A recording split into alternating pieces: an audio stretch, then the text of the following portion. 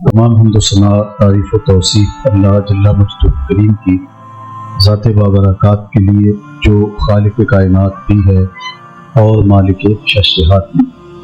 اللہ جل وعلا کی حمد و ثنا کے بعد رسول رحمت شفیع معظم نبی محتشم حضور ختم المرتبت صلی اللہ علیہ وآلہ وسلم کے حضور ناز میں اپنی عقیدتوں، ارادتوں اور محبتوں کا خراج پیش کرنے کے بعد واجب الاحترام ذویل احتشام معزز و مکرم سامعین، خواتین و حضرات، السلام علیکم ورحمۃ اللہ وبرکاتہ۔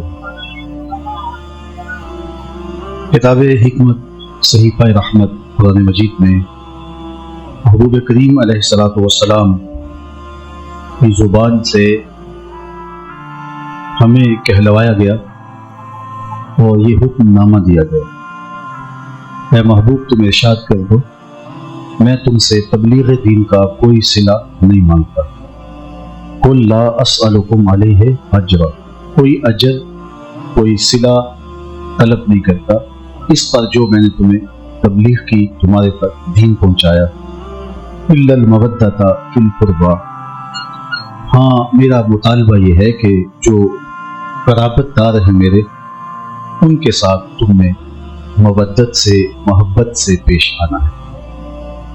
اہل بیت کی مودت، اہل بیت کی محبت کا مطالبہ کیا اور تبلیغ دین کا کوئی صلہ کوئی اجر طلب نہیں کیا۔ اب سوال یہ کھڑا ہوتا ہے، جب کوئی صلہ نہیں مانگا گیا تو اہل بیت کی محبت بھی نہ مانگی جاتی، کہیں یہ صلے کی صورت نہ بن جائے؟ تو اس کا جواب یہ ہے کہ اہل بیت کی محبت اہل بیت کی ضرورت نہیں ہے، یہ امت کی ضرورت ہے، اس لیے کہ اگر وہ اہل بیت سے جڑے رہتے ہیں تو ان کے اپنے دین کی حفاظت ہو۔ حضرت زید بن ارقم رضی اللہ تعالی عنہ سے مروی ہے، حضرت جابر رضی اللہ تعالی عنہ سے بھی اسی مضمون کی ایک دوسری حدیث مروی ہے۔ غدیر خم کے مقام پر حضور نے اصحاب سے خطاب فرماتے ہوئے ارشاد کیا کہ اللہ کا پیغام میرے تک پہنچنے والا ہے اور میں تم کو چھوڑ کے اس دنیا سے رخصت ہو جاؤں گا۔ انا تارکن فیکم الثقلین، لیکن میں تمہیں لاوارث نہیں چھوڑ کے جا رہا، میں تمہارے اندر دو بھاری چیزیں چھوڑ کے جا رہا ہوں، جن چیزوں کو میرے حضور نے بھی بھاری کہا وہ کتنی بھاری ہوں۔ کوئی چھوٹا سا سیٹ اپ بھی بنائے تو جب اس کو کہیں جانا ہوتا ہے تو وہ بھی نااہل کے سپرد کر کے نہیں جاتا، تو اس کے لیے بھی کوئی انتظام کر کے جاتا ہے۔ تو تنکا تنکا کر کے یہ امت جوڑی تھی، تو کیا حضور اس کو لاوارث چھوڑ کے جا رہے؟ فرمایا میں تمہارے لیے دو بھاری چیزیں چھوڑ کے جا رہا ہوں، ان کے دامن کو مضبوطی سے پکڑ لو، تم کبھی بھی گمراہ نہیں ہو۔ مجھے چیزیں کون سی؟ کتاب اللہ، ان میں سے پہلی چیز اللہ کی کتاب۔ فرمایا فیہ الہدی والنور فخذوا بکتاب اللہ واستمسکوا بہ، اس میں ہدایت ہے، اس میں روشنی ہے، بس اللہ کی کتاب کو مضبوطی سے پکڑ لو، اس کو اچھی طرح تھام لو۔ کتاب اللہ سے وابستہ رہنے کی تلقین کی تحریص دلائی۔ پھر فرمایا واہل بیتی، اور میرے اہل بیت، اور پھر تاکیداً ارشاد فرمایا اذکرکم اللہ فی اہل بیت، میں اپنے اہل بیت کے بارے تمہیں اللہ سے ڈراتا ہوں، تذکیر کرتا ہوں، نصیحت کرتا ہوں، میرے اہل بیت کے معاملے میں کسی کوتاہی کا ارتکاب نہیں کی۔ دو چیزوں کے دامن کو مضبوطی سے تھامنے کی تلقین، کہا اگر ان کو تھام لو گے میں ضمانت دیتا ہوں تم کبھی بھی گمراہ نہیں۔ میرے حضور نے تو ضمانت دی کہ تم کبھی بھی گمراہ نہیں ہوگے، اور ہم 73 گروہوں میں بٹ گئے، ہم ایک دوسرے کا گریبان پھاڑنے لگے، ایک دوسرے کی گوٹیاں نوچنے لگے، ہم اپنے بدن سے بم باندھ کر کے انبوہ انسانہ میں گھس گئے، اور جب پھٹے اور انسانوں کی حتیٰ کہ بچوں کی گوٹیاں دیواروں سے چپک گئی، ہم سینے پہ ہاتھ رکھ کے ذمہ داریوں قبول کرتے رہے، ہم اس پہ فخر کرتے رہے، مباحات کرتے رہے۔ میرے حضور نے تو کہا تھا کہ تم کبھی گمراہ نہیں ہوگے، ہم 73 گروہوں میں بٹ گئے، انسان ہو کے انسانوں کا خون پینے لگے۔ حضور نے دو شرطیں لگائی، तुम गुमराह नहीं होगे, लेकिन शर्त यह है कुरान और अहले बैत के दामन को थामे। गुमराही कैसे है? किसी ने कुरान को छोड़ दिया, किसी ने अहले बैत के दामन को छोड़ दिया। उन्हें मुबारक हो जिनके एक हाथ में कुरान है, एक हाथ में अहले बैत नबूवत का दामन, वरना गुमराही से बचा नहीं जा सकता। तो कहा कि दोनों के दामन को मजबूती से था, कुरान से वाबस्तगी का दर्स दिया, सबक पढ़ाया और अहले बैत से जुड़ने की तलकीन, उनके साथ मोहब्बत का दर्स दिया। और मा अहिब्बुल्लाह लिमा यग़ज़ुकुम मिन नेमत, अल्लाह से प्यार करो वो तुम्हें नेमतें खिलाता। क्या कुछ नहीं दी, चमकती रोशन आंखें दी, बोलने वाली जुबान बख्शी, तुम्हें जायकों का जहां तुम्हारी जुबान के पट्टों पे फैला दी, तुम्हें उसने तवानाइयां दी, धड़कता हुआ दिल बख्शा, सोचने वाला दिमाग दिया। ये जमीन का बिछोना, आसमान का छत, उन तुम्हें सितारों को क्या कुछ नहीं तुम्हें अता दी। उसकी मोहब्बत का दम भरो, उसने तुम्हें तरह तरह की ग़ज़ाएं दी। तुम्हारी ज़ुर्रियात का कफील वो है, वाहिब्बूनी लिहुब्बिल्लाह, और मेरे से प्यार करो मैं तुम्हारे रब का भी महबूब। अपना मायार जमाने से जुदा रखते हैं हम, तो महबूब भी महबूब खुदा रखते हैं। कहा मेरे से इसलिए प्यार करो कि मैं तुम्हारे रब का भी महबूब। और फिर तीसरी बात फरमाई, वाहिब्बू अहला बैती लिहुब्बी, और मेरे अहले बैत से मेरी वजह से प्यार, वो मेरे अहले, और उनसे मोहब्बत की तलकीन भी की, दर्स भी दिया। उसामा बिन ज़ैद बिन हारिसा रज़ियल्लाहु ताला अन्हु फरमाते हैं, मैं हुजूर की खिदमत में हाजिर हुआ और रात का एक पहर बीत गया था जब मैं दरे दौलत पे हाजिर हुआ। मुझे कोई हाजत हुजूर की बारगाह में कुछ मैंने अर्ज करना। खैर आका करीम तशरीफ लाए, तो क्योंकि रात का एक पहर बीत गया हुआ था तो हुजूर ऐसे ही चादर की बुक्कल मारे हुए तशरीफ लाए। तो मैंने हाजत कही, मेरी हाजत पूरी हो गई। एक मंजर मैंने देखा कि हुजूर ने जो चादर लपेटी है, अतराफ में उभार हैं और जुम्बिश महसूस हो रही है। तो मैंने पूछा, हुजूर ये क्या है? वकाशफ़हु, तो हुजूर ने चादर को खोल दिया। तो कहते मैंने देखा कि एक पहलू से इमाम हसन लिपटे हुए हैं, एक पहलू से इमाम हुसैन लिपटे हुए, और कहा ये मेरे बेटे हैं, ये मेरी बेटी के बेटे हैं। ऐ अल्लाह, मैं इनसे प्यार करता हूँ, तू भी इनसे प्यार कर, जो इनसे प्यार करे उससे भी प्यार कर।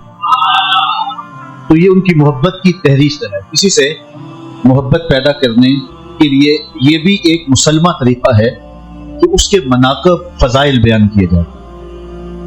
मेरे और आपके आका मौला ने इस जरिए से भी उनकी मोहब्बत दिलों में उजागर करवाई। हज़रत हुज़ैफ़ा बिन यमान रज़ियल्लाहु ताला अन्हु रिवायत करते हैं, ये कौन है? साहिबो सिर्र रसूलिल्लाह, हुजूर के राज़दार, मुख्तलिफ असहाब को मुख्तलिफ इजाज़ात किए हुए थे। अगर कोई पूछे कि हुजूर के खादिम का नाम क्या था, तो मैं भी खादिम हूँ, आप भी खादिम हैं, सारे असहाब हुजूर के खादिम थे। लेकिन खास तौर पे जब खादिम की बात आएगी तो नाम आएगा हजरत अनस बिन मालिक रज़ियल्लाहु अन्हु। ये खास एजाज था। कहते 10 साल मैंने हुजूर की खिदमत की। ये 7-8 साल के बच्चे थे जब हुजूर मदीना तशरीफ लाए। इनकी माँ का नाम उम्मे सुलैम था। इन्होंने बाजू से पकड़ा अपने बेटे को हुजूर की खिदमत में और कहा कि हुजूर ये आपकी नौकरी क्या करे। तो पूरे 10 साल उन्होंने हुजूर के घर की नौकरी की। फरमाते हैं कि कभी ऐसा होता कि वैसे 10 साल में एक बार भी ऐसा नहीं हुआ कि हुजूर ने मुझे झिड़का। अल्लाह अकबर। एक बार भी कहते हैं ऐसा नहीं हुआ कि हुजूर ने मुझे झिड़का। हाँ, कभी ऐसा होता कि मुझसे कोई बर्तन टूट जाता तो अज़वाजे मुताहरात में से किसी की तबीयत पर शाब गुजरता। औरतों को जरा इन चीजों का बड़ा ख्याल होता है। बर्तन टूट जाए तो औरतें और कुछ ना हो तो कहती हैं सेट खराब हो गई। तो कहती हैं कि हुजूर फरमाया कि हज़रत अनस फरमाते हैं जब कोई बर्तन टूट जाता तो किसी के माथे पे शिकन आने लगती और वो मुझे कुछ कहने लगती। कोई भी ज़ौजा मोहतरमा हुजूर की उम्महातुल मोमिनीन में से, तो हुजूर पहले इरशाद फरमा देते इस बर्तन की उम्र ही इतनी थी और पूरी हो गई। तो कहा कि फिर वो भी कुछ ना कहती। तो ना कभी घर वालों ने मुझे कुछ कहा, ना कभी हुजूर ने। 10 साल मैंने हुजूर की। एक सहाबी थे, जब हुजूर कहीं तशरीफ ले जाते साथ चलते, हुजूर नालैन उतारते तो वो हुजूर के नालैन थाम लेते। उन्हें कहा गया साहिबुन नालैन, हुजूर के जोड़े उठाने वाला। एक हुजूर का तकिया उठाते साहिबुल विसादा कहलाए। ये हजरत हुज़ैफा बिन यमान हुजूर के राज़दार। जब कोई राज की बात करना होती हुजूर इनके कान में करते। مسجد नबवी से कुछ फासले पे घर था। दिन की नमाजों में तो हाजिरी हो जाती, लेकिन वालिदा बीमार भी थी, बूढ़ी भी थी, तो उनको छोड़ करके यहाँ आना मुश्किल था। लेकिन इनकी शदीद आरज़ू थी कि मैं हुजूर के पीछे जहरी नमाजें पढ़ूं ताकि हुजूर की तिलावत सुनने का लुत्फ नसीब हो। कोई अच्छा कुरान पढ़ने वाला हो तो लोग दूर दूर से पहुंचते हैं, तो यार जब साहिब कुरान खुद कुरान पढ़ते होंगे तो फिर रंग क्या होता हो, नज़ूल वही का समा होता। तो हुज़ैफा रज़ियल्लाहु ताला अन्हु कहते हैं मेरी आरज़ू बड़ी थी, लेकिन माँ का बुढ़ापा आड़े आता। एक दिन मैंने माँ को लालच दी, मैंने कहा अम्मी अगर आप इजाजत दें तो मैं हुजूर की खिदमत में मगरिब की नमाज पढ़ता हूँ, फिर आपके लिए और अपने लिए मगफरत की दुआ करवाऊं। लालच इतनी अच्छी थी, माँ ने कहा जा पुत्र में इजाजत दे। मैं ये शर्त तय करके माँ से हुजूर की खिदमत में आ गया। मगरिब की नमाज पढ़ी, सलाम फिरा, तो मेरी आरज़ू थी कि कोई मौका लम्हा मिल जाए तो मैं अर्ज करूं हुजूर मेरे लिए और मेरी माँ के लिए मगफरत की दुआ कर दीजिए। लेकिन हुजूर ऐसा मशगूल रहे औलाद व वज़ाइफ में, नवाफिल में, तो मुझे मौका न मिल पाया। हत्ता कि इशा की अजान पुकारी जानी, हुजूर मुसल्ले पे आए, नमाज पढ़ाई, सलाम फिरा, तो मेरे दिल में था कि एक नमाज की छुट्टी लेकर आया, नमाजें भी 2 हो गई। हुजूर माँ ने जाते ही पूछना है, हुजूर से दुआ करवाई थी मेरे लिए और अपने लिए मगफरत की, तो क्या जवाब दूं? जबकि छुट्टी भी शर्त पे मिली थी। इसी अस्ना में हुजूर उठे, मैं सोच रहा था, हुजूर उठे, काशाना अनवर की तरफ चल दिए। जिन लोगों ने मस्जिद नबवी की ज़ियारत की है उनकी निगाहों में तो सारा नक्शा आ गया हो कि मुसल्ला रसूल सल्लल्लाहु अलैहि वसल्लम से हुजरा आयशा का फासला ही कितना है। और जिन्होंने ये मंजर नहीं देखा, आज की मजलिस में उनके नाम मेरी दुआ है वो उड़ के मदीने चले जाए। सच्ची बात है, जिसने मदीना नहीं देखा उसने कुछ भी नहीं। जिन्हों वेख के अखियां ठर दियां ने, जिन्हों वेख के ठरदा सीना है, रब्बा तेरी सारी खुदाई विचों बस इको शहर मदीना। तो थोड़ा फासला है, हुजूर चल दिए। अब ये सोच रहे थे कि माँ को क्या जवाब दूंगा, एक नमाज गुजरी, दूसरी भी गुजर गई, छुट्टी एक नमाज की ली थी, नमाजें भी 2 हो गई। माँ ने जाते ही पूछना है, हुजूर से मेरे लिए अपने लिए मगफरत की दुआ करवाई थी। ये सोच रहे थे कि हुजूर जा रहे हैं, तो ये भी हुजूर के पीछे चल गए। गैर इरादी तौर पे रफ्तार तेज हुई, रफ्तार तेज हुई तो कदमों की आहट भी पैदा हुई। अब कदमों की आहट जब पैदा हुई तो हुजूर रुख फेरे बगैर फरमाया, मन हाजा, हुज़ैफा तो मेरे पीछे पीछे कौन आ रहा है? फिर खुद बोले हुज़ैफा तो नहीं। अब इनका दिल धड़क रहा था कि 2 लम्हे मिल जाएं और मैं अर्ज करूं हुजूर मेरे लिए, मेरी माँ के लिए मगफरत की दुआ कर दीजिए। तो ये पीछे पीछे चल रहे थे। हुजूर ने फरमाया, मन हाजा, हुज़ैफा तो मेरे पीछे पीछे कौन है? हुज़ैफा तो नहीं। कुल तो नाम, मैंने कहा जी जी हुजूर मैं हुज़ैफा हूँ। तो फरमाया, मा हाजतों का गफरल्लाहु लका व लि उम्मिक।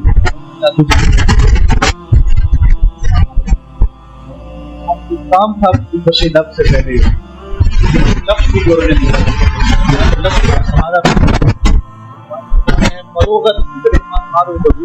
चश्मे तू भी निंदाए माफी सुदूर, तेरी नजर को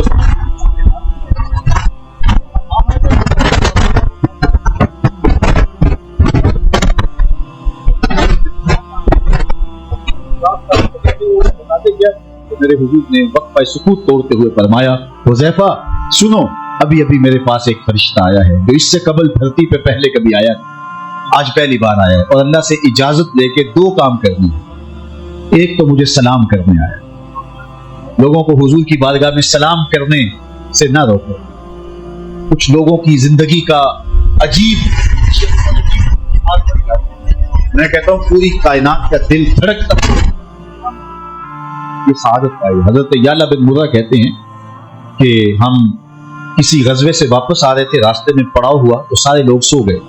मेरी जिम्मेदारी ये थी कि तलवार लिए मैं हुजूर अलैहिस्सलाम का पहरा देने के लिए खड़ा हुआ।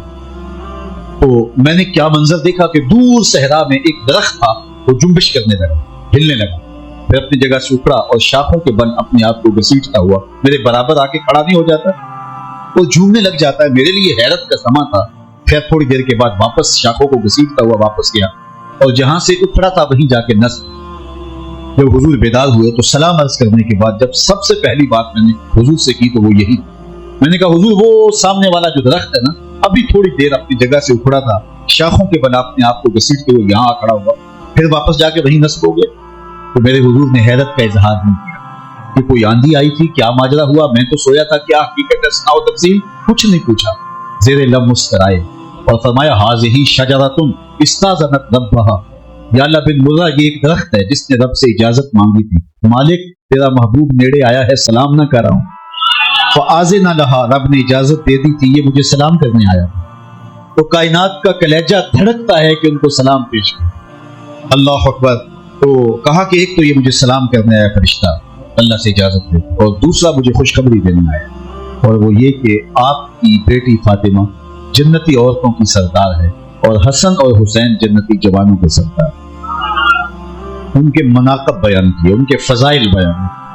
حضرت شداد بن ہاتھ رضی اللہ تعالیٰ عنہ کے بیٹے حضرت عبداللہ بن شداد بیان کرتے ہیں، کہتے ہیں کہ ایک دن میرے والد مجھ سے بیان کیا کہ ایک دن حضور تشریف لائے تو حضور کے ساتھ حضور کے نواسے بھی تھے، تو آقا کریم علیہ السلام نماز پڑھنے کے لیے کھڑے ہوئے، نماز کھڑی ہو گئی، ہم بھی حضور کے پیچھے کھڑے تھے۔ جب آقا کریم سجدے میں گئے تو ساری نہیں اٹھا رہے، کہتے میں تھوڑی سی گردن اٹھا کر کے منظر دیکھنا چاہا، تو کیا دیکھتا ہوں کہ حضور کا مبارک نواسا حضور کی پشت پہ بیٹھا ہوا ہے۔ خیر جب سلام پھرا تو صحابہ جو موجود تھے انہوں نے عرض کی حضور ہمیں یوں لگا کہ امر الہی آ گیا ہے، یعنی آپ کا وصال ہو گیا، یا پھر نزول وحی ہونے لگا ہے، لیکن یہ کیا ماجرا ہوا؟ انہوں نے حضور سے پوچھا تو آقا کریم علیہ السلام نے فرمایا کہ میرا بیٹا میری پشت پہ بیٹھا۔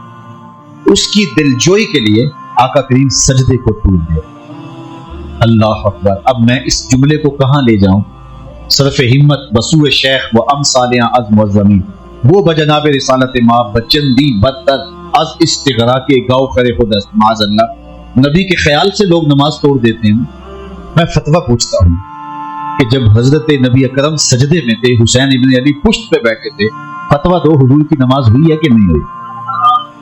اور اگر نبی کے خیال میں امتی ہو تو نبی کی نماز میں فرق نہیں پڑتا، تو امتی کے خیال میں نبی ہو تو پھر فرق کیسے پڑے؟ تو سجدے کو حضور طول دے دیا۔ اللہ اکبر۔ کبھی ایسا ہوا کہ حضور منبر پہ بیٹھے ہیں اور یہ دونوں شہزادے حجرہ فاطمہ سے نکلتے ہیں، سرخ رنگ کے جوڑے زیر تن کیے ہوئے ہیں، کبھی گرتے ہیں کبھی سنبھلتے ہیں، حضور منبر سے اٹھ کے ان کو لینے کے لیے چلے۔ اللہ اکبر۔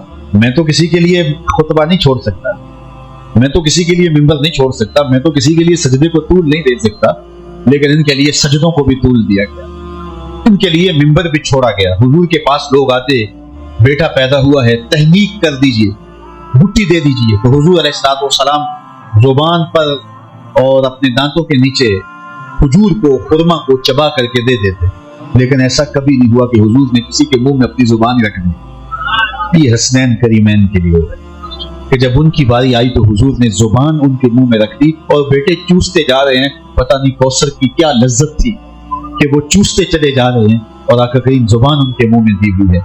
اگر آقا کریم کی زبان چوسی ہے، حضور نے ان کے لیے سجدے کو طول دیا ہے، ان کے لیے منبر چھوڑا ہے، یار اگر یہ حضور کا انداز کرم تھا تو پھر شہزادے نے بھی کربلا میں ان محبتوں کی ناج نبھائی۔ یار 72 71 لاشیں کندھوں پہ اٹھا کے خیموں تک لانا تماشائے لبے بام تھوڑا ہے، اتنے دکھتوں کو ہمالیہ پہ ڈال دیا جائے، اس کا پتا بھی پانی ہو جائے، لیکن یہ کیا عظیمت تھی، یہ کیا بہادری تھی کہ 71 لاشیں خیموں سے اٹھا کر میدان سے اٹھا کے خیموں تک پہنچاتے ہیں، اور استقامت کا کوہ گراں بن کے، جبل استقامت بن کر کے میدان عمل کے اندر کھڑے ہوتے نظر آتے ہیں۔ لوگ اپنی گردن کو بچانے کے لیے ہاتھ دے دیتے ہیں، میرے امام نے ہاتھ کو بچانے کے لیے گردن دے، کہا کہ یہ ایسا نہیں ہو سکتا ہے کہ یہ ہاتھ ایسے شخص کے ہاتھ میں آئے کہ جو فاسق بھی ہو فاجر بھی ہو، وَيَزِيدُ بْنُ الْمُعَاوِيَةَ فَاسِقٌ فَاجِرٌ قَاتِلُ النَّفْسِ مُعْلِنٌ بِالْفِسْقِ شَارِبُ الْخَمْرِ، یہ تو شراب پیتا ہے، یہ تو مسلمانوں کا قاتل ہے، یہ تو فاسق ہے، یہ تو فاجر ہے، بھلا کیسے ممکن ہے؟ آپ نے ایک لفظ کہا تھا مثلی لا یبائی، کہ میرے جیسا شخص تیرے جیسے شخص کی بیعت کیسے کر سکتا؟ اللہ اکبر۔ حضرت امام حسین نے قیامت تک آنے والے لوگوں کی لاہ عمل دیا۔ اللہ اکبر۔ آپ نے کہا یہ ہاتھ کٹ سکتا ہے، لیکن یزید کے ہاتھ میں ہاتھ نہیں آ سکتا، تو بیعت کی حرمت کو بچایا حضرت سیدنا امام حسین رضی اللہ عنہ۔ اور اگر حضرت امام حسین، آج لوگ کہتے ہیں کہ کیا بات کی، کمپرومائز کر دیتے، تو مجھے بتاؤ کہ اگر ایسا ہو جاتا تو قیامت تک کیا کوئی جبر کے خلاف کھڑا ہونے کی ہمت کرتا؟ لوگ کہتے جب ابن رسول نے رخصت کا راستہ اختیار کر لیا تھا تو ہم کون ہے عزیمت کی راہوں پہ چل رہے ہیں؟ لیکن آج سوچنے کا معیار یہ ہوا جب ابن رسول نے گردن کٹا دی، جب انہوں نے اپنے 6 ماہ کے علی اصغر کو لٹا دیا، جب انہوں نے علی اکبر کو کٹتا ہوا دیکھا اور پائے ثبات میں لرزش اور لرزش آئی، تو پھر ہمارے بیٹے، بھائی، بھتیجے، بھانجے اور بیویاں یہ کیا حیثیت رکھتی ہیں؟ تو پھر انسان کو یہ چیز کھڑا کر دیتی ہے اور سینے میں شجاعت پیدا کرتی ہے۔ اقبال نے کہا تھا تا قیامت قطع استبداد کر موجے خون چمن ایجاد کر۔ قیامت تک حضرت امام حسین نے ظلم کا، جبر کا راستہ روکا۔ دیکھیے ہر دور میں باطل کے خلاف کھڑے ہونے والے تھوڑے لوگ ہوتے ہیں، لیکن باطل ہوتا ہے، وہ تھوڑوں سے بھی کانپ جاتا ہے اور وہ تھوڑے بھی بھاری ہوتے ہیں۔ بہت سارے لوگ 22,000 کا لشکر یزید کے ساتھ اور یہاں صرف 72 لوگ، اللہ اکبر، 144 ٹوٹل لوگ تھے، یعنی 72 شہید۔ تو باطل جو ہے وہ تمام تر آلات حرب و ضرب کے ساتھ، اپنی تمام قوتوں کے ساتھ کمزور ہوتا ہے، اور حق کا نمائندہ اکیلا بھی کھڑا ہو تو وہ سرخرو ہوتا ہے۔ امام حسین سرخرو ہوئے، کامیاب ہوئے، بامراد ہوئے۔ تا قیامت قطع استبداد کر موجے خون چمن ایجاد کر۔ اللہ اللہ بائے بسم اللہ پدر مانائے ذبح عظیم آیت پسر، سرخ رو عشق غیور از خون شوخی ای مصرع از مضمون۔ اقبال نے تو قلم ہی توڑ دیا یہاں کہ عشق غیور کے چہرے پہ جو سرخیاں ہیں یہ حسین ابن علی کے خون کا سبب۔ قیامت تک کے لیے انہوں نے ایک الباہ عمل دیا، اور آج اگر ہم اپنے آپ کو حسینی کہتے ہیں اور نام حسین ابن علی کا لیتے ہیں تو پھر چاہے اس کی قیمت ہمیں کچھ بھی ادا کرنا پڑے، باطل کے ہاتھ پہ ہم کبھی بھی بیٹھ نہیں۔ دور موجود کے اندر بیت کا جو بدل ہے اور دور موجود کے اندر بیت کا جو جدید زبان کے اندر نام ہے وہ ووٹ ہے، اور آج ہم نام حسین کا لیں جنہوں نے سلطنتیں، دولت کے انبار، تخت و تاج اور کیا کچھ پیش کیا جاتا، گورنریاں پیش کی جاتی، پاؤں کی ٹھوکر پہ بھی نہیں رکھا۔ تم کون ہوتے ہو؟ خون رسول کو خریدنے والے۔ ان چیزوں کے عوض کے اندر میں اپنا ہاتھ یزید کے ہاتھ میں نہیں دے سکتا، اور ہم قیمے والے نان کے عوض میں ووٹ دے دیتے۔ وہ میں نے کئی جگہ بینر پڑے ہیں الیکشن کے دنوں کے اندر، گیس دو ووٹ لو، کہیں لکھا ہوتا ہے گلیاں بنا دو، سڑک بنا دو، ووٹ دو۔ ہمارے ووٹ کی قیمت اتنی کم ہے کہ گیس کے بدلے میں ووٹ دیتے ہیں۔ ہم اتنے ہی بے توقیر ہیں کہ گلی اور نالی کے بدلے کے اندر ضمیر کی آواز اس کے جھولی میں ڈال دیتے ہیں۔ یار دو جہاں بھی پلڑے میں رکھ کے کوئی لے آئے ضمیر کی آواز کی تو قیمت ہی کوئی نہیں۔ ہر دو عالم قیمت خود گفت آئی، مرخ بالا کن کی ارزانی ہنوز۔ شاعر کہتا ہے دو جہاں تو نے اپنی قیمت لگا دی، بڑا سستا بک رہا ہے، ذرا اپنا ریٹ اونچا کر۔ دو جہاں بھی تیری قیمت نہیں ہو سکتے، تیرے ضمیر کی ایک قیمت ہے، دو جہاں بھی نہیں ہو سکتے۔ لیکن آج ہم بات کرتے ہیں ہر سال محرم کے دن جو ہے وہ ہم آنسو بھی بہاتے ہیں، روتے بھی ہیں، آہ و فغاں بھی کر لیتے ہیں، لیکن اگلے دن ہم یزید وقت کے ساتھ کھڑے ہوئے ہیں۔ اگر فلسفہ کربلا کو سمجھ لیا جائے اور حسین ابن علی کی قربانی کے مقصود کو سمجھ لیا جائے تو قیامت تک ہم جبر کے خلاف جو ہے وہ کبھی بھی مفاہمت کے روپ میں نہ آئیں، بلکہ کھڑے ہو کر استقامت کا کوہ کرنا۔ سرخ رو عشق غیور از خون شوخ ای مصرع از مضمون۔ 70 سال ہو گئے کہ ہمیں نوچا جا رہا ہے اس ملک کے اندر، ہمارے ساتھ روز کوئی نہ کوئی ڈرامہ ہوتا، اور ہمارے مذہبی جذبات کے ساتھ بھی کھیلا جاتا ہے، اور ہماری دیگر کمزوریوں سے فائدہ بھی حاصل کیا جاتا ہے۔ کیا ابھی تک ہم بالغ ہی نہیں ہوئے؟ 70 سالوں میں قومیں کہاں سے کہاں پہنچ جاتی ہیں اور ہم وہیں کے وہیں کھڑے ہیں۔ ہمیں ابھی تک یہ نہیں پتا ہمارا بہی خواہ کون ہے اور ہمارے جذبات سے کھیلنے والا کون ہے۔ ابھی تک ہمیں ہوش اور ابھی تک حواس، ابھی تک ہم وہ کہتے ہیں چھلے سے بھی باہر نہیں نکلے ہیں۔ ہمیں سمجھنا ہوگا، آنکھیں کھول کے جینا ہوگا، اور آزادانہ رائے کے ساتھ ہم کو آگے بڑھنا ہوگا، اور اگر ہم ایسا نہیں کریں گے تو پھر ہمارا یہی علاج ہے جو ہم ہیں۔ آج ہم یہ کہتے ہیں کہ حکمران بڑے برے ہیں، آج تک میری زبان سے ان کے بارے میں آپ نے کبھی اچھائی کے لفظ بھی نہیں سنے ہوں گے، لیکن میں ایک بات ضرور کہتا ہوں، میں کہتا ہوں کہ یہ ہمارا عکس ہے، ہمارا عکس۔ جو ہم ہوں گے وہی ہمارے اوپر آئیں گے۔ ہم اچھے ہوں گے تو رحمت کی چتڑیاں تان دی جائیں، اور ہم اچھے نہیں ہوں گے تو ہمارے اوپر اچھے لوگ کیوں ہمارے اوپر آئیں گے؟ کیوں آئیں گے؟ ہم نے کیا نیکی کی ہے جس کا صلہ ہم کو اچھے حکمرانوں کی قوت میں دیا جائے؟ اعمالکم اموالکم، تمہارے اعمال کی تمہارے اموال۔ حضرت عبداللہ ابن عباس رضی اللہ تعالی عنہ نے قرآن مجید کی اس آیت کا ترجمہ اور اس کا مفہوم بیان کیا جس میں کہا گیا کہ وہ اللہ اس بات پہ قادر ہے کہ تمہارے اوپر نیچے سے عذاب نازل کرے۔ تو بعض نے کہا اوپر کا عذاب یہ ہے کہ تمہارے اوپر بے موسمی بارشیں ہوں، پتھر برسیں، نیچے کا عذاب یہ ہے زلزلے آئیں، لاوے پھوٹیں۔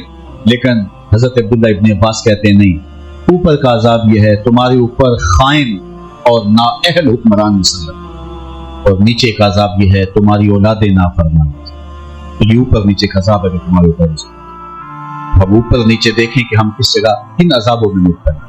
ہمارے ماتحت جب خائن ہوں گے، ہمارے حکمران معاشرے کی تل چھٹ ہوں گے، گندے لوگ ہوں گے، غلیظ قسم کے لوگ ہمارے حکمران ہیں، تو مجھے پھر بتائیے یہ ہمارے گناہوں کی سزا ہوگی جو ہم بھگت رہے ہوں گے، اور ہم اتنی گراوٹ کا شکار ہوں گے ان بدبخت لوگوں کے ہم نعرے بھی شوق سے لگا رہے ہیں، ان کے پیچھے لوگ جانے بھی بار جنہوں نے ہمیں دیا کیا، جنہوں نے ہمیں نوچا توڑا اور ہماری توہین اور تذلیل کی ہر موقع پر، ہمارے مذہبی جذبات سے جو کھیلتے رہے، اور ہم پھر ان کے بھی نعرے لگائیں گے، اس لیے کہ یہ قوموں کے اوپر سزا ہوتی ہے۔ قومیں جب اپنی آزادی کا سودا کر دیتی ہیں اور اپنے ضمیر کو سستے داموں پر کرتی ہیں۔ آج ہمارا یہ بھی ایک خیال اور سوال ہے کہ کون ہے پھر اچھا جس کو ہم منتخب کریں، وہ اچھا بھی ہمیں بتایا جائے۔ میاں جب ہم فیصلہ جس دن کر لیں گے کہ ہم اپنے ضمیر کا جو ہے وہ سودا نہیں کرنا، تو پھر دیکھنا کہ اللہ کی رحمتیں کیسے اترتی، وہ تمہیں کہاں کہاں سے جو ہے وہ رجال نصیب کرتا ہے اور کیسی قیادت تمہیں نصیب کرتا ہے، یہ ہمیں فیصلہ کرنا ہوگا اور ہمیں طے کرنا ہوگا۔ اور حضرت امام حسین رضی اللہ تعالیٰ عنہ کی قربانی کا یہ درس ہے، یہ سبق ہے۔ یزید کے اندر تو آج لوگ بہت ساری خوبیاں بھی گنواتے ہیں، اس کے اندر کہتے ہیں یہ کمال بھی تھا، یہ کمال بھی تھا، یہ کمال بھی تھا، ہوں گے، لیکن اس کی چند چیزوں پر حضرت امام حسین نے کہا کبھی ہو ہی نہیں سکتا کہ میں اس کے ہاتھ میں ہاتھ دوں۔ اور آج ہم موازنہ کریں تو آج وقت کے یزید ہمیں اس یزید سے زیادہ برے دکھائی دیتے ہیں، لیکن ہم اس کے باوجود اپنا دور موجود کا ہاتھ ان کے ہاتھ میں دے کر کے اس پہ بھنگڑے ڈال رہے ہوتے ہیں، فخر کر رہے ہوتے ہیں۔ تو ہمیں شعور کی آنکھ کھول کر کے جینا ہوگا اور یہ سیکھنا ہوگا۔ دوسری بات جو میں عرض کرنا چاہوں گا وہ یہ کہ یہ پاکستان لا الہ الا اللہ کی بنیاد پہ منظر وجود میں آیا، اور یہ عطا ہے رسول کریم صلی اللہ علیہ وسلم کی نگاہوں میں۔ تو اگر اس ملک میں حضور سے بے وفائی ہوتی ہے اور آقا کریم علیہ الصلوۃ والسلام کے دشمنوں کو پذیرائی بخشی جاتی ہے، تو پھر ہماری زندگی کو کوئی جواز بھی باقی نہیں رہتا۔ یہ بات ذہن میں رکھیں کہ اسلام ایک پرامن دین ہے، اسلام محبت کا دائی دین، لیکن اپنے باغیوں کے ساتھ جو اسلام کے واضح احکام ہیں وہ بھی کسی سے مخفی نہیں۔ ایک ہوتا ہے کافر جو اسلام نہیں لایا، جس طرح ہمارے ہاں اقلیتیں بستی ہیں، اور ایک وہ ہے جو اسلام لانے کے بعد اسلام چھوڑ دے، تو اس کو شریعت میں مرتد کہتے ہیں۔ عام سادہ کافر اور مرتد کے احکامات کے اندر فرق ہے۔ تو ہم یہ کبھی پسند نہیں کرتے کہ ہماری جو کمپنی ہے کوئی شخص اپنی پروڈکٹ اس نام سے بیچے۔ ہم کہتے ہیں تیری بہت اچھی پروڈکٹ ہوگی لیکن ہمارے نام سے تم بیچنے کا جواز نہیں رکھتے ہو۔ دیکھیے اگر مرزئی ایک نیا نبی لے کر کے آئے ہیں اور جھوٹی شریعت لے کر کے آئے ہیں تو ٹھیک ہے، وہ رکھیں اس جھوٹی نبوت کو اور جھوٹے نبی کو، ان کا جیسا بھی جو ہے وہ مقتدا اور امام تھا اس کو اپنا مقتدا اور امام مانے، لیکن ان کو یہ حق ہم نہیں دیں گے کہ وہ اسلام کے نام پر یہ ساری بدماشی کی۔ ہم کبھی بھی ان کو اجازت نہیں دیں گے۔ اسلام کی اپنی شناخت ہے، اسلام کا اپنا ہے۔ بالاتفاق جو شخص نبوت کا ادعا کرے حضور علیہ الصلوۃ والسلام کے بعد تو وہ دارا اسلام سے خارج ہے، اور علماء نے لکھا امام اعظم ابو حنیفہ کا مسلک ہے اس سے معجزہ بھی طلب نہیں کیا جائے، کیونکہ امکان ہی نہیں ہے نبوت کا، تو معجزہ تو تب طلب کیا جائے کہ اگر امکان ہو۔ تو پھر پاکستان کے آئین میں جو چیزیں شامل ہو گئیں، اب تو آئین پاکستان کی روح سے بھی کوئی اخلاقی جواز ان کے لیے نہ رہا۔ تو ہم یہ عقیدہ رکھتے ہیں کہ جو مرزئی ہیں، قادیانی ہیں، چاہے وہ لاہوری گروپ ہو یا ان کا کوئی بھی روح، انہیں حقیقی نبی مانتا ہو، تشریعی نبی مانتا ہو، غیر تشریعی نبی مانتا ہو، ذلی نبی مانتا ہو، بروزی نبی مانتا ہو، صاحب شریعت مانتا ہو، مہدی موعود مانتا ہو، بلکہ علماء نے کہا جو مرزے کو مسلمان مانتا ہو وہ بھی کافر، کیونکہ اس نے نبوت کا اعلان کیا۔ تو مرزا کل بھی کافر تھا، مرزا آج بھی کافر ہے، اور جو مرزے کو کافر نہ مانے وہ بھی کافر ہے۔ یہ طے شدہ حقیقت ہے۔ جو ان کی حیثیت ہے ہم ان کی حیثیت کو تسلیم کر دیں، وہ مسلمان نہیں ہے، بات ختم۔ اب وہ چونکہ اسلام اور پاکستان کے خلاف ایک منظم سازش کے طور پہ کام کر رہے ہیں، اور ان کو یہاں لایا کیوں ہے؟ میں آپ کو ایک نکتے کی بات بتاؤں۔ دنیا کے اوپر کتنے لوگ ہیں جنہوں نے نبوت کا دعویٰ کیا؟ میرے حضور نے کہا تھا کہ 30 دجال آئیں گے جو میرے بعد کہیں گے کہ میں نبی، وہ کذاب ہوں گے، دجال ہوں گے، میرے حضور نے ارشاد کیا۔ اب بہت سارے لوگ آئے، اسود انسی بھی آیا، مسلمہ کذاب بھی آیا، سجا نامی عورت اور مختار سقفی، کتنے لوگ آئے، وقت کے ساتھ ساتھ آئے چلے گئے۔ کسی بھی جھوٹے مدعی نبوت کی جھوٹی امت دھرتی پہ موجود ہے۔ ان پاگلوں نے کھڑے ہو کے اعلان کیا، پھر اپنے منطقی انجام کو پہنچ گئے، بات ختم ہو گئی۔ اس دور میں انہیں چند متبعین ملے، لیکن اس کے باوجود وہ بھی ختم ہو گئے، کیونکہ کانٹ کی ہنڈیاں تھی وہ روز روز چڑھتی نہیں ہے، سب سلسلہ ختم ہو گیا۔ لیکن یہ کیا وجہ ہے کہ مرزے کو مرے ہوئے بھی 100 سال کا عرصہ ہو رہا ہے اور اس کی جھوٹی ذریت اب بھی پوری دنیا میں موجود ہے۔ کسی جھوٹے مدعی نبوت کی جھوٹی امت دنیا پہ موجود نہیں ہے، مرزے کی جھوٹی ذریت دنیا کے اوپر کیوں موجود ہے؟ تو یہ بات سمجھ لیں کہ 2 جھوٹے مدعی نبوت ہیں جن کی جھوٹی ذریت دنیا کے اوپر موجود ہے۔ ایک بہاؤلہ ایران سے اور اس کے ماننے والے بہائی، اور ایک مرزا قادیانی جس کے ماننے والے مرزائی قادیانی۔ کیوں یہ 2 موجود ہیں؟ ان کے مفکرین نے بیٹھ کے سوچا کہ مسلمان ناقابل تسخیر کیوں؟ بڑی دنیا کے اوپر تہذیبیں آئیں، جب تہذیبیں الٹ گئی تو پھر دوبارہ ابھر بھی نہیں سکتی۔ لیکن اسلام بظاہر لگتا تھا مٹا دیا گیا، لیکن اسلام نے پھر اٹھان پکڑا۔ جو کچھ بغداد میں ہوا، غرناطہ میں ہوا، امت مسلمہ کی کہانیاں دیکھیے، دل کی حالت کیا مذکور ہو۔ یہ نگر ہر مرتبہ لوٹا گیا، کیا کچھ نہیں ہوا۔ جب ہلاکو خان نے بغداد پہ حملہ کیا، انسانی سروں کی کھوپڑیوں سے مینار بنائے، اس وقت کوئی کہتا ہی نہیں تھا کہ مسلمان کھڑے ہوں گے، لیکن پھر کیا ہوا؟ اللہ تعالیٰ نے وہیں سے اسلام کو کھا دیا۔ اقبال بولا ہے، ایاں یورش تاتار کے افسانے سے پاسباں کعبے کو مل گئے صنم خان، تو نہ مٹ جائے گا ایران کے مٹ جانے سے، نشائے میں کو غرض نہیں پیمانے سے، ہے ایاں یورش تاتار کے افسانے سے پاسباں کعبے کو مل گئے صنم خان سے۔ تو اللہ نے اس امت کو پھر کھڑا کر دیا۔ انہوں نے کہا یہ ناقابل تسخیر کیوں ہے؟ تو کہا 4 چیزیں جو انہیں مرنے نہیں دیتی، 4 چیزیں امت مسلمہ کو مرنے نہیں دیتی۔ ایک، قرآن مجید، یہ ایک ایسی وحدت کی علامت ہے اور ایسی زندہ کتاب ہے، اس کے اندر حرارت بھری ہوئی ہے کہ یہ کتاب انہیں مرنے نہیں دیتی، پھر کھڑا کر دیا۔ آپ کے سامنے یہ تازہ مثال جو ہے وہ روسی ریاستوں کی، اسلامی تشخص بھی مٹ گیا تھا، نام بھی مٹ گئے، لیکن آج دنیا کے اوپر سب سے پکے مسلمان وہ نظر آ رہے ہیں۔ تو یہ اسلام کے اندر جو ہے وہ فطرت کے اندر اللہ تعالیٰ نے ایک تو قرآن مجید ہے جو انہیں مرنے نہیں دیتے۔ دوسری چیز عشق رسول صلی اللہ علیہ وسلم، جو مرضی کر لو، یہ امت عمل میں ہم کمزور رہی ہے لیکن عشق میں کبھی کمزور نہیں رہی۔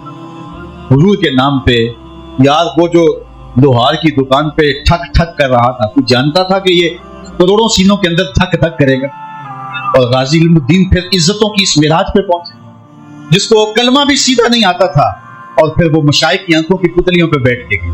وہ لمحے نہیں زمانہ بھول سکتا جب امیر ملت کے ساتھ جھکائے جنازے میں چل گئے، اور 6 لاکھ لوگ اس زمانے میں اس فقیر کے جنازے، اور امیر ملت نے ایک تاریخی جملہ کہا لوگوں میں نے بڑے بڑے بادشاہوں کی کہانیاں پڑھی، میرے دل میں خود یہ کبھی امنگ نہیں جاگی کہ میں فلاں بادشاہ یا نواب آف دکن ان کے قدموں میں آ کے بیٹھا۔ یہ لوگ خود شہنشاہ ہوتے ہیں، کیا ضرورت شہنشاہ؟ پھر کہنے لگے ہاں میں نے پہلوانوں کے قصے پڑھے، میرے دل میں یہ بھی کبھی امنگ نہیں جاگی فلاں پہلوان ہے۔ ہاں میں نے ولیوں کی کہانیاں پڑھی ہیں، میرے دل میں یہ آرزو بھی کبھی پیدا نہیں ہوئی کہ فلاں ولی میں ہوتا، میں جنید بغدادی ہوتا، میں سری سکتی ہوتا، میں فلاں ولی ہوتا، کہتے میرے دل میں یہ آرزو بھی کبھی پیدا نہیں ہوئی۔ لیکن پتہ نہیں آج کیوں رہ کے خیال آ رہا ہے اس چارپائی پہ آج میں ہوتا۔ یہ بھانگ پن ہے۔ تو یہ امت اس امتحان میں کبھی ناکام نہیں، ہمیشہ کامیاب ہے۔ تو کہا یہ ایک دوسری چیز عشق رسول۔ تیسری چیز جو اس امت کو مرنے نہیں دیتی وہ جہاد ہے، اور چوتھی چیز جو اس امت کو کمزور نہیں ہونے دیتی وہ حج کا اجتماع ان کو وحدت کی علامت بن کے مساوات اور کیا کیا جو ہے وہ اس کے اندر حکمتیں ہیں جو امت کے اندر پھیل جاتی ہیں، اور بغیر کسی دعوت کے لوگ اپنے بل بوتے پہ اپنا سرمایہ لگا کے وہاں دیوانہ ہوا پہنچتے ہیں۔ عالمی اجتماع کسی قوم کے پاس نہیں ہے جو مسلمانوں کے پاس حج کی صورت۔ محلے کی سطح پہ 5 گانا نماز کا اجتماع ہمارے پاس، یہ نظم پوری کائنات میں کسی کے پاس نہیں جو مسلمانوں کا۔ محلے کی سطح پہ 5 گانا نماز کا اجتماع، علاقے کی سطح پہ 8 روزہ جمعۃ المبارک کا اجتماع، اور علاقے کی سطح پہ سال کے 2 عیدین کے اجتماع، اور عالمی سطح پہ حج کا اجتماع۔ تو پھر کہا کہ ان کو ختم کیا جائے. تو حج کا ٹارگٹ دیا گیا بہاؤلنا. کہا کہ تم کعبہ کے ماڈل بناؤ اور لوگوں کو کہو کہ اتنا سرمایہ صرف کر کے وہاں کیوں جاتے یہی گھومو. اور جہاد کے لیے جو ہے وہ کہا گیا مرزا قادیانی کو, اور وہ کہنے لگا کہ میں اتنی کتابیں لکھی ہیں جہاد کی ممانعت میں کہ اگر ان کو جمع کیا جائے تو 50 الماریاں بھر جائیں, جن کو میں نے اطراف و کناف عالم میں بھیجا ہے. تو اس طرح یہ جہاد کے خاتمے کے لیے یہ کھڑا کیا گیا تھا, اور وہ حج کو غیر مؤثر کرنے کے لیے کھڑا کیا. یہ ایسے پاگل نہیں تھے جس طرح کہ ماضی میں کچھ پاگلوں نے کھڑے ہو کر کہا کہ ہم نبی ہیں اور پھر منطقی انجام کو پہنچے. ان کو پیچھے کھڑا کرنے والے موجود, اور وہ اپنی طاقت پہ ان کو سپورٹ کیے, اور وہ مسلمانوں کے اندر رخنہ اندازی اور ان کے مسلمان معتقدات پر ضرب لگانے کے لیے کھڑے کیے گئے. وہ اگر چلے بھی گئے لیکن ان کا مشن, وہ سرمایہ اور وہ کام اب بھی ہو رہا ہے. اس لیے مسلمانوں کو کھلی آنکھوں سے, جاگتی آنکھوں سے جینا ہوگا اور دیکھنا ہوگا کہ ہم اپنے معتقدات پہ, اپنے عقائد پہ کہاں تک جو ہے وہ کھڑے ہیں. حکومتیں آنے جانے والی ہیں اور مختلف جو ہے وہ سیاسی تنظیموں سے وابستگیاں یہ بھی عارضی ہیں اور عارضی مفادات کے لیے ہیں. ہماری جو ہے وہ حضور سے بلا مشروط وفاداری, اور ہم ان سے اپنے قلب کا ربط و رشتہ رکھتے ہیں. تو اس حوالے سے اس وقت ہمارا ملک بھی بڑے نازک دوراہے پہ کھڑا ہے. تو سازشیں دن رات بنی جا رہی ہیں, تو ہمیں جاگ کر کے, آنکھیں کھول کر کے جینا ہوگا. علماء کی ذمہ داریاں بھی میرے خیال میں زیادہ زوتر ہیں, کیونکہ انہوں نے ہر فیصلے سے قبل سوچنا ہوگا کہ اس کے پیچھے محرکات کیا ہیں. ہر طرح کے جو ہے وہ حالات کا پوری طرح سے سامنا کر کے سوچ سمجھ کے قدم اٹھانے کی ضرورت ہے. باقی یہ فیصلہ کل بھی تھا, یہ فیصلہ آج بھی ہے کہ جو حضور کے ختم نبوت کا باغی ہے وہ ہمارا کچھ نہیں لگتا, اس سے ہمارا کوئی تعلق نہیں ہے. اور قائد اعظم علامہ اقبال کے وہ لفظ آج بھی نافانی ہیں کہ قادیانی پاکستان کے بھی غدار ہیں اور رسول اللہ کے بھی غدار, دین کے بھی غدار ہیں. اور یہ ایسا ہے, اور اس کے پیچھے بہت ساری گفتگو کی جا سکتی ہے, لیکن اس مختصر وقت میں اللہ ان باتوں کی تہ تک ہمیں پہنچنے کی توفیق دے, اور ہم سب کو اپنے آقا و مولا سے بلا مشروط وفاداری اور محبت کا رشتہ مستحکم کرے. کار ما آخر شدو, آخر زما کار نشد, مشتاق خاک ما دوبارے کوچائے یار.